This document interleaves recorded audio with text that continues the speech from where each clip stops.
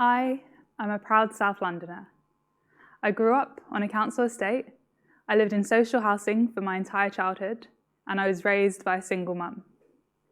I also hold a bachelor's degree from the University of Cambridge, a master's degree from the University of Oxford, and found out just last week that I have an offer for a PhD in scholarship. Now, to many people, these aspects of my identity don't make sense together. They label me as an outlier or as exceptional.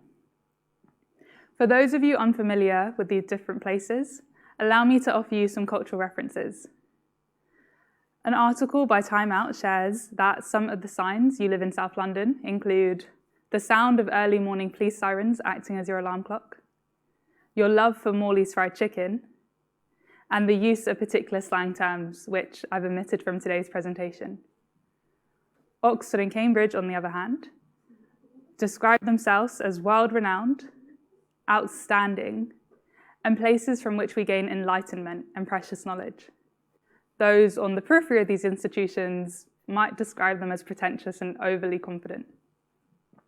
So as you can imagine, marrying these cultures is by no means an easy feat. I arrived at the University of Cambridge at the age of 18, fully anticipating that I would have to change who I was and how I presented myself in order to fit in. On my very first day, I failed miserably. I felt like a complete fish out of water. I didn't have the same vocabulary as anyone else. I didn't have the same cultural reference points or sense of humour. And beyond my love for my course, I didn't have much in common with anyone around me. I learned that there was a particular way to be, and I was the complete opposite of this. As I came to terms with this, I began to question my right to be at Cambridge, but also what it was I was gaining from the experience. I did what many other students do. I did access and widening participation work. This is work that seeks to support students from backgrounds like my own in their journey to higher education. As it stands, just 1 in 50 of the least advantaged students are successful at making it to a competitive higher education institution. And this is in comparison to 1 in 4 of the most advantaged.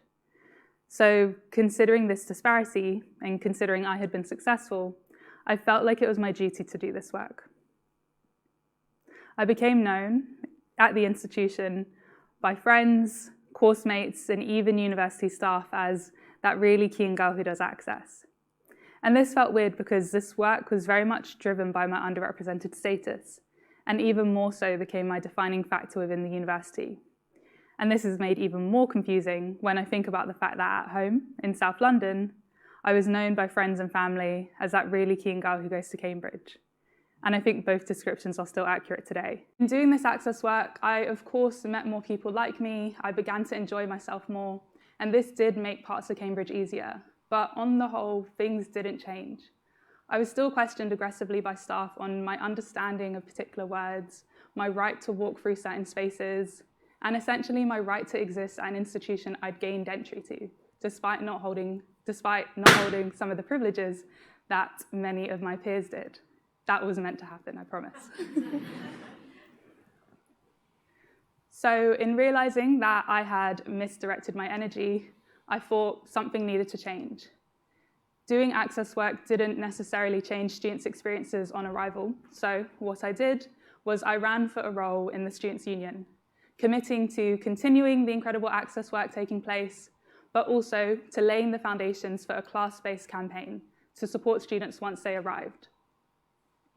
During my year on the Students' Union, I piloted class-based discussion groups, and I learned that there were so many more students like myself, from a range of regional backgrounds, a range of ethnic backgrounds, and a range of genders, who all similarly felt like a fish out of water on the basis of their class identity. I'm really grateful that since leaving the university, a number of students have continued this work to ensure that today, on the Students' Union, there is a fully recognised class-based liberation campaign. So 2 years later, very much aware of everything I'd been through at Cambridge, something possessed me to think it would be a good idea to apply to the University of Oxford. So I applied to Oxford to study for an MSc in education with the proposal to research the experiences of working class students at elite higher education institutions. In terms of my time at Oxford, I did experience many of the same things, but the difference this time was I was older and wiser. I had the credibility of a Cambridge degree, which is apparently a huge deal, even at Oxford. And I was even more driven in my mission to challenge and change an institution. So over the year, I interviewed working class students, and in these discussions, I found that students often found themselves in situations where ideas of a typical Oxford student were perpetuated. Now, even as I say typical Oxford student, many of you may have created an image in your head. And I imagine that this image, as was the case for my participants, is not inclusive of working class identity. This idea came through the university's overarching structures and came out in interactions between students and staff. And these included conversations in which students were expected to understand Latin, or the commonplace practice of verbally defending your academic essay in small group teaching. Now, these experiences aren't that difficult to navigate, but only if they were the norm growing up, either on the basis of your school type or your home background. And this just isn't the case for the majority of the population. What these ideas do is they reinforce perceptions about which identities do and do not belong in the university. So, in response to the threats on students' identities, what they did was what I did. They did access and widening participation work. And they shared how much of a responsibility they felt to do this. One student even shared that if it weren't for her being Black, a woman, and working class, she probably wouldn't bother doing the work at all. But she shared, and I quote, "It's the university's responsibility, but I've taken it to be my own, because I don't want the university to stay the way it is." In addition to taking on this responsibility, some students also sought out spaces where they knew these expectations wouldn't be placed upon them, either forming friendship groups on the basis of class background, or by leaving the university as often as possible to spend time at home with friends and family. I also learned that students had the same difficulty of marrying these different cultures. Students in their process of experiencing upward mobility, began to see a gulf develop between their home and university. And they explained that their identity shifted between the two. Between these two spaces, students often changed their voice, their vocabulary, their topics of discussion, essentially existing as different versions of themselves. And this experience isn't unique to those I interviewed. In fact, it was previously understood by the sociologist Pierre Bourdieu, who coined the term habitus clivé, or split home. Habitus as a concept is a combination of the various forms of capital, and they work to produce essentially your gesture, your manner, your speech, and the way you dress. They're often assumed to be this kind of inherent disposition when they're clearly a result of one's upbringing. So everybody possesses a habitus, even institutions. And the university's habitus is embodied by its students, most of whom are white and middle class. And this means that one, the habitus of a working class student is often at odds with the habitus of the university. And two, that those who tried to change things by changing the makeup of the student body were technically onto something. It's by no means a perfect solution, but it does have a gradual impact. So, in going through this process of upward social mobility, students are unfortunately at risk of facing double isolation. In trying to cater to the needs of both cultures, students may end up feeling isolated and excluded from both. And considering that we now know this, what do we do? It would appear unethical to continue to push students from these backgrounds to apply without any institutional change taking place.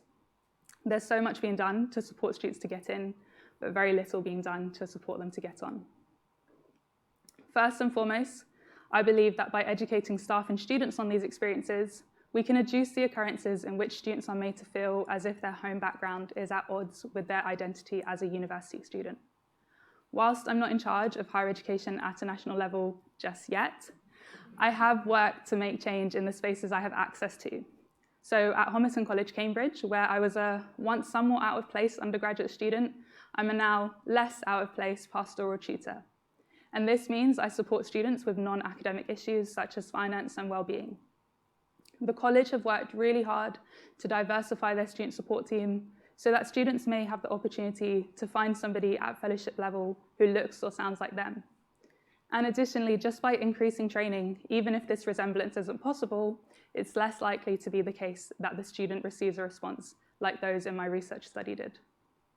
Secondly, there is so much to gain from listening to and working collaboratively with students. A fantastic example of this that I've had the privilege of supporting is the University of Cambridge's Black Advisory Hub. A group of student co-researchers explored the issues and barriers that impact the educational outcomes and experiences of Black British students at the university. And they put forward a proposal to the university's Vice-Chancellor, who approved it. So since the hub's inception, staff and students have worked collaboratively, one, to design and develop a website full of guidance and support, and two, to run the university's first ever Black Students Induction, with over 100 students in attendance, to ensure that these students feel confident enough to navigate the university as their authentic selves. Simply put, we need to refrain from ideas of a typical student. Beyond meeting the academic criteria needed to gain entry, expectations shouldn't be held about what a student brings with them, particularly when this is on the basis of class or cultural background. Finally, there's just so much to gain from listening to the experiences of these students. I know, care about, and work on many of these because they're relevant to me. But those who don't know what it's like to be a working class student, a Black student, or a student from another underrepresented group are unlikely to know and understand how exhausting it can be to navigate the university space. So the more we listen to these experiences and the more we enact change on the basis of them, the more we can rest assured knowing that students are fully supported in their ability to get in and get on. Thank you for listening.